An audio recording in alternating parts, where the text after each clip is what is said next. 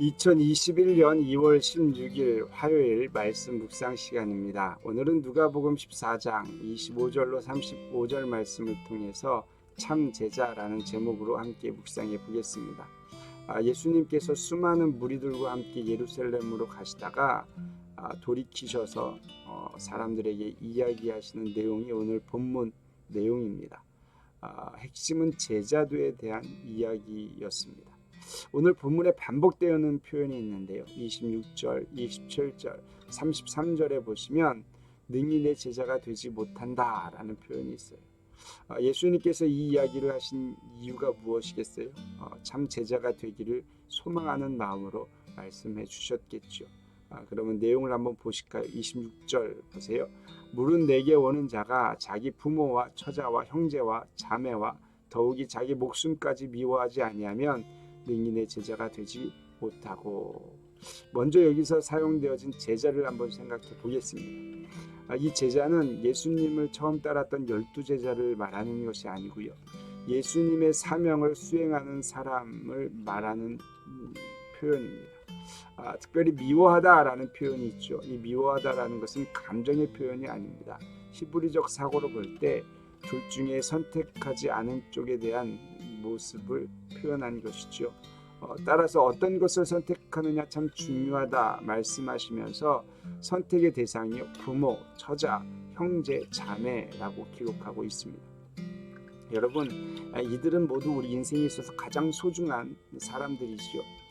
더욱이 이어지는 표현에 보면 자기 목숨이라고 기록되어져 있습니다. 이 목숨이라는 것은 그 어떤 것과도 바꿀 수 없는 정말 가치 있는 것이죠.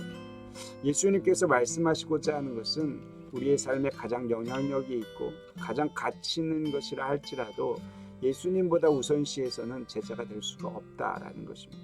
즉 예수님을 따르려면 이 세상에 가장 귀한 존재들 또한 가장 가치 있는 내 생명보다 예수님을 더 사랑하고 따라야 된다라는 것입니다. 27절 보세요. 누구든지 자기 십자가를 지고 나를 따르지 않는 자도 능히 내 제자가 되지 못하리라. 예수님께서 예루살렘으로 가시는 목적이 무엇입니까? 십자가를 짊어지고 죽기 위해서 가시는 것입니다. 따라서 예수님과 함께 가는 제자는요, 자기 십자가를 지고 따라가야 한다라는 것을 말씀하고 있는 것입니다.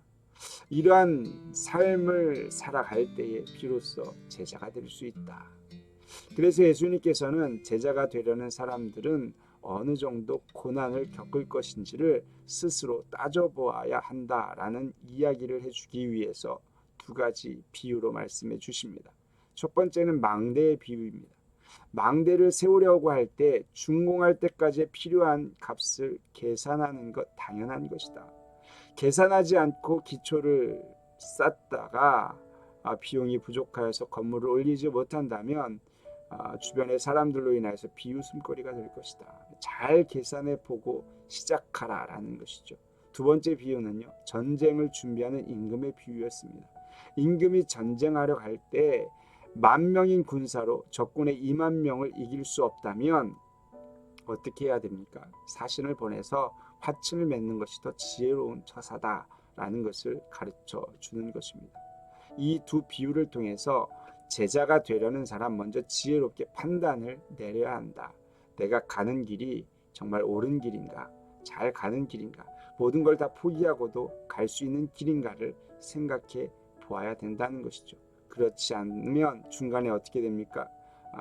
망대를 짓다가 수치를 당한 사람처럼 또한 전쟁에서 참패를 당하는 아픔을 겪을 수밖에 없는 그러한 존재가 될 수 있다라는 거예요. 이 비유를 하시고 예수님께서는 다시 한번 제자의 길을 가르쳐 주시는데요. 33절 보실까요? 이와 같이 너희 중에 누구든지 자기의 모든 소유를 버리지 아니하면 능히 내 제자가 되지 못하리라. 제자라는 그 가치가 내 모든 것들을 버릴 수 있을 만큼의 가치임을 깨달으라라는 것이죠. 그렇지 않으면 어떻게 될까요? 예수님을 위해 모든 소유를 버리지 않으면 자신의 유익과 염려를 위해서 훗날에 예수님을 버릴 수도 있다라는 거예요. 여러분, 우리가 예수님을 따라가는 그 길에 내 모든 것들을 다 버릴 수 있다라는 마음이 있을 때 참 제자가 될 수 있는 것입니다. 그렇지 않으면 우리의 인생살이에 조금 어려움이 생기고 또 큰 유익 앞에서 예수님을 저버리는 그런 어리석은 존재가 될 수 있다라는 것이죠. 그렇다면 여기에서 모든 것을 버린다라는 의미가 무엇일까요? 내 소유를 다 버리라는 것일까요? 내 생명을 그냥 값없이 버리라는 것일까요? 그런 것은 아닙니다. 이 모든 것보다 예수님을 더 높은 가치로 여기고 따라가는 삶을 이야기하는 것이죠. 여러분, 소유의 참 가치를 알게 되는 것이 바로 예수님을 바르게 따르는 사람들에게 주어지는 행복입니다. 가족을 더 사랑할 수 있는 것이 예수님을 따르는 제자로서의 삶을 살아갈 때 나타나는 현상이다라는 거예요. 그래서 내가 가지고 있는 이 소유가 정말 가치 있게 쓰이려면 나는 참 제자가 되어야 되는 것이고, 내 가족이 정말 사랑하는 가족이 되려면 예수님의 제자가 될 때 온전한 사랑의 가족을 이룰 수 있게 되는 것입니다. 그래서 예수님께서는 이어서 소금 이야기를 해주시는 거예요. 34절, 35절입니다. 소금이 좋은 것이나 소금도 만일 그 맛을 잃으면 무엇으로 짜게 하리요?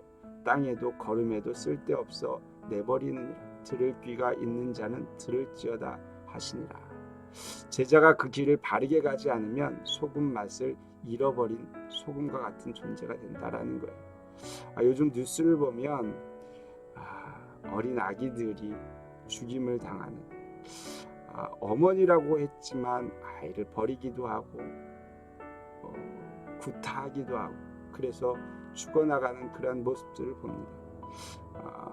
어머니로서의 할 모습이 아니죠.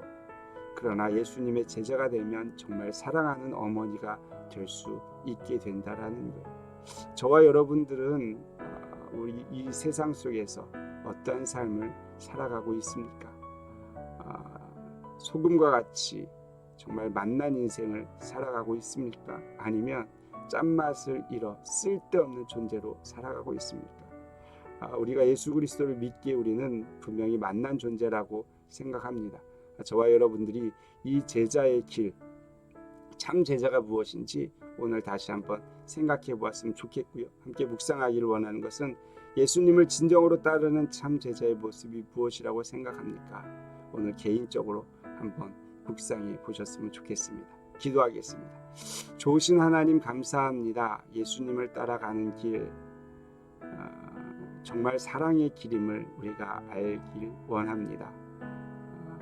잘 헤아려 보고 제자의 길 기쁨으로 따라가는 믿음의 권속들 될 수 있도록 축복하여 주시옵소서. 시대가 너무나 악합니다. 악한 이 세대 속에서 정말 소금의 맛을 잃지 않는 하나님의 사람들 될 수 있도록 축복하여 주시옵소서. 감사드립니다. 거룩하신 예수 그리스도의 이름으로 기도드렸사옵나이다. 아멘. 오늘도 함께 하심 감사드리고 내일 또 만나겠습니다.